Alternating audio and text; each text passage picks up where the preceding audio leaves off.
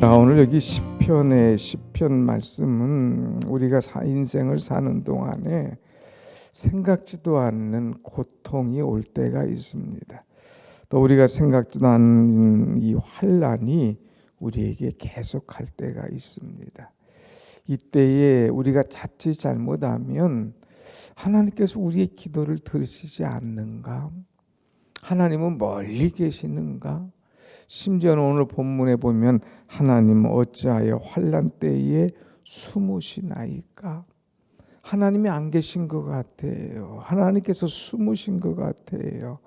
하나님께서 전혀 내 기도에 응답하지 않는 것 보면 하나님께서 나를 사랑하지 않는 것 같은 그런 느낌, 또 그런 생각을 가질 때가 있습니다. 오늘 여기 시인도 그런 이 어려움이 올 때에 정말 하나님 지금 숨으셨습니까? 어찌하여 내 기도를 듣지 아니하시고 이렇게 나로 하여금 힘들게 하고 어렵게 하고 계십니까? 하는 이 호소를 하고 있는 것을 보게 되죠. 그래서 2절부터 쭉 이제 말씀에 이 악인들의 특성이 어떠냐? 사람을 괴롭히는 이 악인들의 특성이 어떤가 하는 것을 2절부터 7절까지 쭉 보여주고 있죠. 한번 볼까요? 2절에 보면 악한 자는 교만하여 가련한 자를 심히 압박하오니. 악한 자들은요 아주 교만해요. 자기 위에 하나님이 계신 줄 몰라요. 또 이 가난한 자들, 힘든 자들을 압박하고 그들을 몰아세운다고 하는 것입니다. 그래서 하나님, 저들이 자기들이 판 웅덩이에 빠지게 하시고 자기들이 이제 생각한 이 베푼 꾀에 빠지게 하여 주옵소서 하는 그런 기도를 드리고 있지요. 또 이 악인은요, 그 특징이 뭐냐? 3절에 그의 마음에 있는 욕심을 가지고 그것을 자랑하는 사람, 또 이 여호와를 배반하고 하나님을 멸시하는 이런 것들이 악인의 특성이라고 이야기를 할 수가 있습니다. 더 나가서 3절에 4절에 오면 악인은요 아주 교만한 얼굴이 있습니다. 또 더 나가서 하나님께서 내가 어떤 일을 해도 나를 감찰하지 아니하신다. 심지어는 그 사상 속에 하나님은 없다. 이렇게 이야기하는 거예요. 하나님은 안 계셔. 뭐 쓸데없이 왜 그렇게 너희들 사느냐 하면서 하나님 믿는 사람들을 모욕하고 우습게 여기고 이 교만한 행위를 합니다. 심지어는요, 그는 이제 그의 마음에 이르기를 6절에 보면 나는 흔들리지 않는다. 나는 대대로 환난을 당하지 않는다 하면서 아주 큰 소리를 뻥뻥 치는 그런 모습들을 보게 됩니다. 그러면서 악인들이 하는 행위가 뭐냐? 그 마음 속에는 이렇게 하나님이 없다 하고 자신감이 넘치는 그런 생각을 가질 뿐만 아니라 그들이 하는 행위는 8절부터 11절까지 쭉 보면 나오는데, 그가 마을 구석진 곳에 앉으며 그 은밀한 곳에서 무죄한 자를 죽이며 그의 눈은 가련한 자를 엿보나이다. 그래서 이 마을 구퉁이 구석진 곳에 앉아서 무죄한 자, 또 가련한 자 죽이고 또 그렇게 하기 위해서 엿보는 그런 존재들이라고 하는 거예요. 쉽게 말하면 산적들, 도적들처럼 산 모퉁이에 다 기다렸다가 그 지나갈 때 그들을 잡는 거예요. 그리고 그들의 있는 모든 것들을 빼앗는 이 강도짓 하는 그런 존재와 같은 사람들. 심지어는 9절, 그 악인들의 행위를 표현할 때에 9절에 이런 얘기를 했어요. 한번 읽어봅시다. 9절 시작. 사자가 자기의 굴에 엎드림같이 그가 은밀한 곳에 엎드려 가난한 자를 잡으려고 기다리며 자기 그물을 끌어당겨 가난한 자를 잡나이다. 사자처럼 표현했어요. 사자처럼 딱 엎드렸다가 이제 지나가는 가난한 사람, 어려운 사람들을 그냥 딱 물어버리는 거예요. 그 꼼짝 못하게 하고 이들을 잡는 그런 사람들. 또 자기 그물을 끌어당겨서 가련한 자를 잡나이다. 마치 물고기를 잡는 어부처럼 이제 딱 그물을 던져가지고 그것들을 다 잡아당기고 그것도 그 가련한 자들을 힘들게 하는 이 물고기를 잡는 이 존재 같은 그런 표현을 하고 있어요. 하나 더 있습니다. 10절 말씀 보겠습니다. 10절 그가 굽부려 엎드리니 그의 포악으로 말미암아 가련한 자들이 넘어지나이다. 그의 포악으로 말미암아 가련한 자들이 넘어집니다. 마치 깡패나 때는 이 폭력배처럼 막 포악한 일을 벌이는 거예요. 그래서 이 가난한 사람들이 그 앞에 견딜 수 없도록 여기 가련하다 표현했어요. 가난하다는 표현이에요. 정직한 사람들, 의롭게 사는 사람들, 깨끗하게 사는 사람들을 이 악인들이 가만두지 않는 거예요. 어떻게든지 그들을 잡으려고, 죽이려고, 끌어당기고 힘들게 한다고 하는 것입니다. 이럴 때에 의인들이 해야 될, 우리들이 해야 될 일이 뭐냐 하는 거죠. 12절 말씀 보면 12절 볼까요? 여호와여 일어나옵소서. 하나님이여 손을 두옵소서.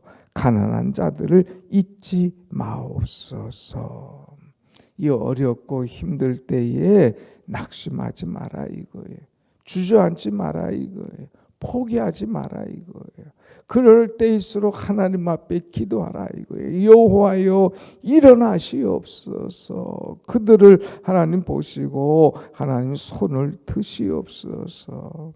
가난한 자들을 잊지 마옵소서. 하나님께서 이 가련한 사람들, 이 가난한 사람들 모른 채 하고 버려두면 이들은 어떡하겠습니까? 여호와여 잊지 마옵소서 하면서 이 기도하고 있어요. 그러면서 하나님 앞에 탄원하고 있죠. 어떤 탄원이냐? 13절 어찌하여 악인이 하나님을 멸시하여 그 마음에 이르기를 주는 감찰하지 아니하리라 하나이까. 이들이 하나님을 모욕하는 이것들 도저히 감당할 수 없습니다.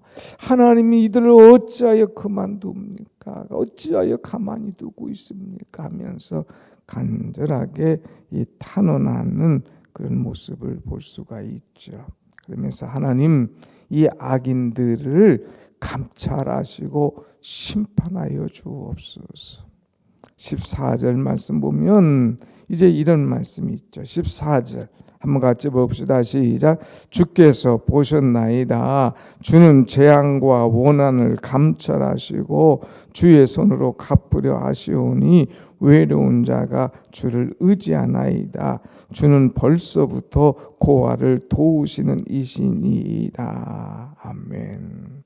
여기는 벌써 주님 앞에 이제 모든 것들을 그대로 다 드러내놓을 뿐만 아니라 주님 이렇게 하여 주옵소서 하면서 강하게 기도하는 거예요.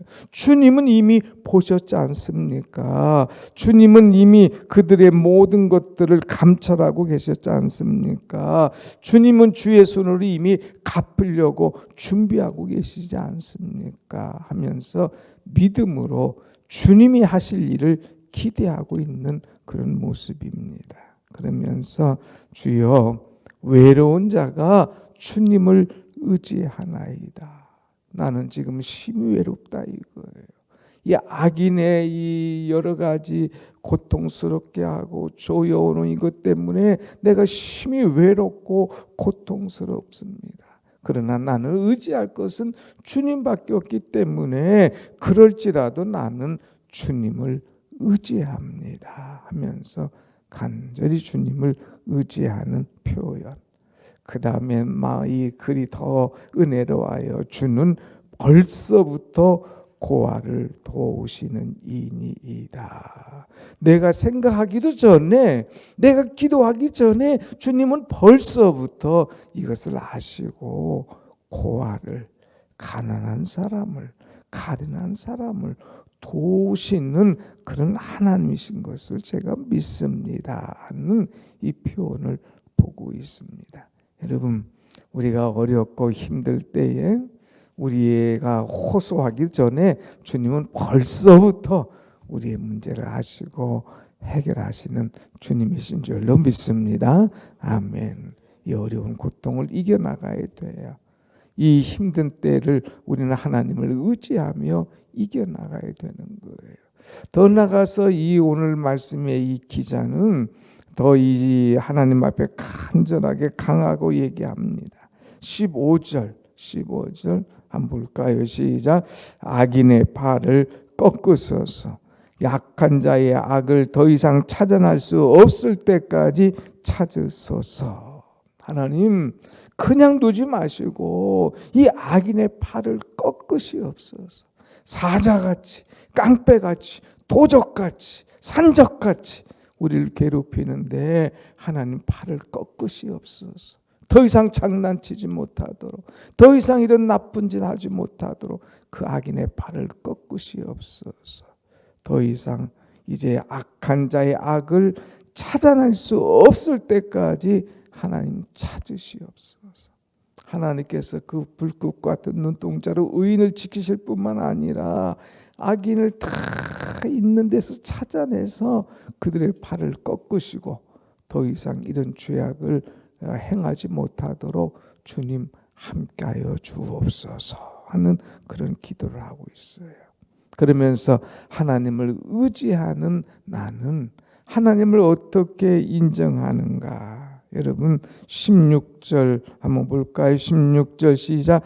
여호와께서는 영원 무궁하도록 왕이시니 이방 나라들이 주의 땅에서 멸망하였나이다.